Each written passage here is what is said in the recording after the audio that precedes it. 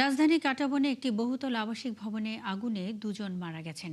রাত 1টা 5 মিনিটের দিকে 14 তলা আল বারাকা টাওয়ারের 12 ও 13 তলায় এই আগুন লাগে।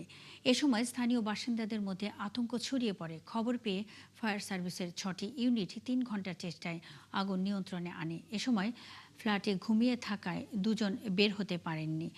আগুনে সৃষ্ট কালো ধোঁয়ায় অসুস্থ হয়ে পড়লে তাদের একজনকে ঢাকা মেডিকেল এবং আরেকজনকে জাতীয় বার্ন ইনস্টিটিউটে পাঠায় ফায়ার সার্ভিস। এ সময় চিকিৎসক তাদের মৃত ঘোষণা করেন বলে নিশ্চিত করেছে নিউ মার্কেট থানা পুলিশ।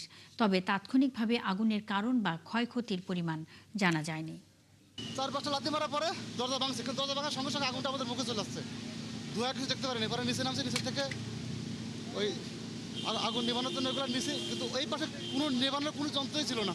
অগ্নিকাণ্ড নিয়ন্ত্রণ করার পর দেখা যায় যে 12 D1-এর ভিতরে, ওয়াশরুমের ভিতরে দুজন 25 বছরের যুবক আটকা পড়া অবস্থায় ছিল। তাদেরকে দ্রুত রেস্কিউ করে আমরা তাকে হাসপাতালে প্রেরণ করি।